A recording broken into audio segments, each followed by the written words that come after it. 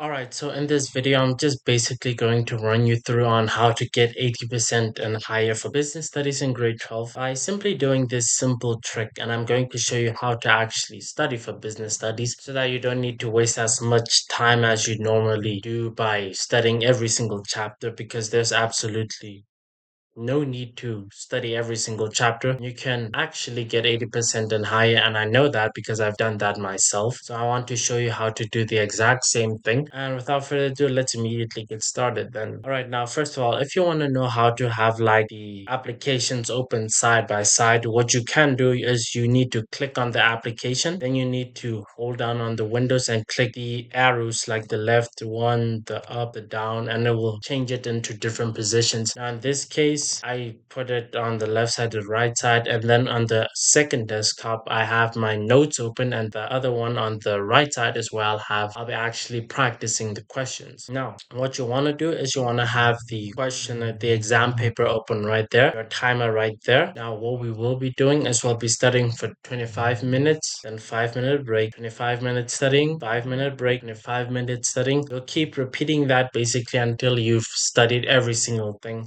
that there is to study. Now, on this side here, we have our notes that we'll be using to help us answer the questions within the exam papers. And on this side, we have Notion open where we will be exercising the question paper, the questions that appear in the question papers. Now, let's get started immediately. So what you'll do, you'll have your timer up and ready. And immediately, what I want to mention right now for you at the very beginning, in case you want these notes and you're interested in getting these notes to help you with your business studies for grade 12, I will have it linked down below as a free resource that you can get because I simply want you to be able to not waste as much time really on business studies, and I want you to do as well as possible without needing to spend as much time as possible wasting it on unnecessary information that you won't even be asked about in the exams to begin with. So now let's get this started. Right here we have the exam paper right open, and one thing I want to tell you is that immediately you will start off open. One thing I want to tell you is you need to be doing the following. Whenever you are busy with the exam papers, you should always do every single question there is. So question 1, question 2, question 3, question 4, and question 5, and question 6. Now the reason for that is and why we're not just picking,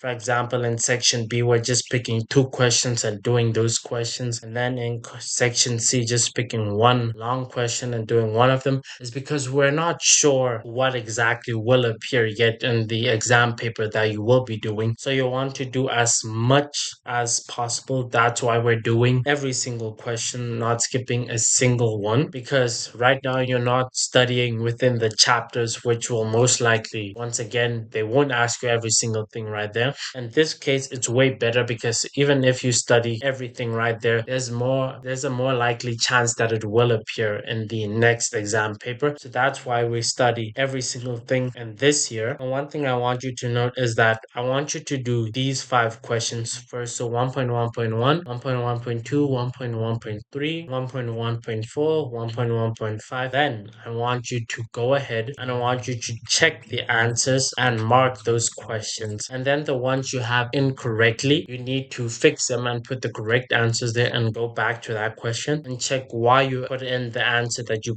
previously put there so that you can understand why you made that mistake. Now, if we had to do that in Notion, basically you'd first make a page slash go ahead 2025 June exam, go ahead, and then you do 1.1.1, do it 1.2, 1.1.3, 1.1.4, 1.1.5, then you mark them. And after you've done all of that now, then you go to the other 5 questions right there. And you do 1.2.1, 1.2.2, 1.2.3, 1.2.4, 1.2.5. Now, I want to give you some tips and some hints on how to effectively answer these questions because it's actually super simple, and usually there's only 2 options you need to pick from when you really focus in. Now, for example, right here, an employee is entitled to 10 consecutive days of what leave after the birth of their child. child. Now, what you would want to check right there is family responsibility, because that is a type of leave.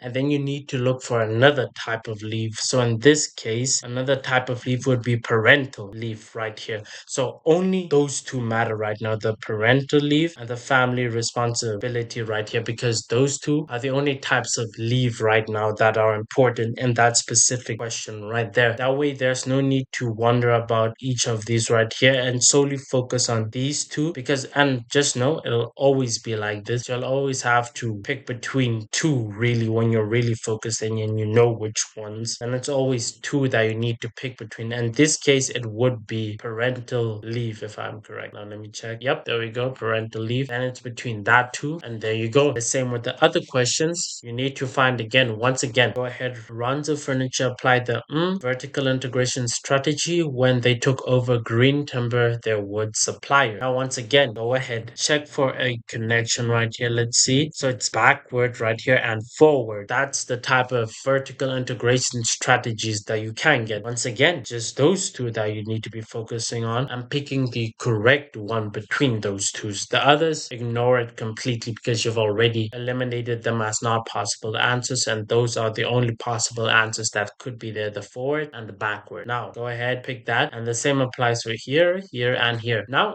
with 1.3, once again, all right, first of all, I missed something. Once you've done this five, go ahead and mark these five and check if you got them correct. And then the same thing like question 1.1.1, if you have it correct, great. If you have it incorrectly, go back, write in the correct answer and check why you have that incorrect, so that you can understand better why you have it incorrect, so that you don't make the same mistake as you did previous. Now, let me quickly go ahead, go to Notion, write that down. 1.2, 1.2.3, 1.2.4, 1.2.5. Great, now you have that mark. Now, right here, question 1.3.1. Same thing here as I just showed you in 1.2.1. There are only really two correct answers, the rest not correct really to that specific type of question. So the National Credit Act, right now we want to be looking for something. We need to look for a connection. Usually how can I explain this? I'm looking for a way to explain.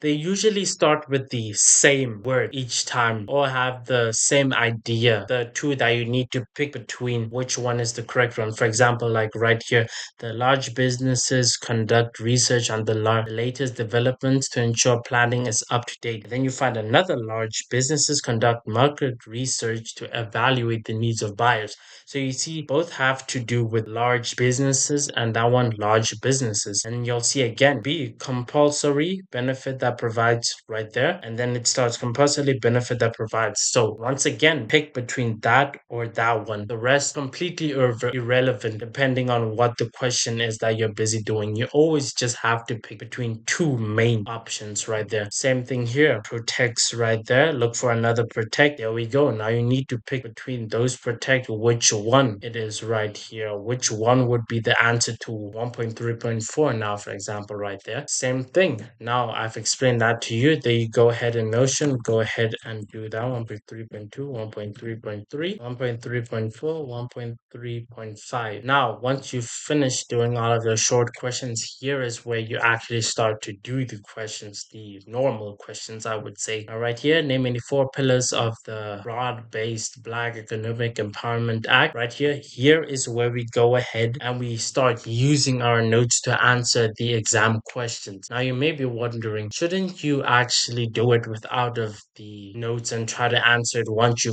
first finish studying the notes, then you try to answer it? But I'd say nope, that does not really matter really, because the whole idea about studying in the first place, well, in business studies case, is to memorize what you're busy learning. So in this case, it doesn't matter how you do it, but the fact that you have it memorized. Now, in this case, how the memorization will happen is if you do the questions over and over and over and over again, to the point where you've done it so many times that you simply can't do it wrong anymore, and you've just memorized the answer without really needing the notes to answer the question. So in this case, let's see right here, that would be the first chapter right there. And then go ahead, look for the let's see, BBE, name the four pillars. Go ahead, scroll down, check for the pillars. There we go, four pillars. Write that down now. Type that. Remember, we want to type that bulleted. go ahead, management control, skills development, ownership, and then enterprise and supplier development. Right there. Then you go ahead and you do the exact same for the other questions. Go ahead, do that one, answer it using the note. Do the other question, answer it using the note. You just keep using the notes to answer it every single time. Now, here's where I want to teach you something. After you finish doing all of that, you won't really need to be looking at the memo really because you've already done that. And as you can see, correct answer right there in my notes, correct answers, just like in the exam. Now, as I was busy saying, once you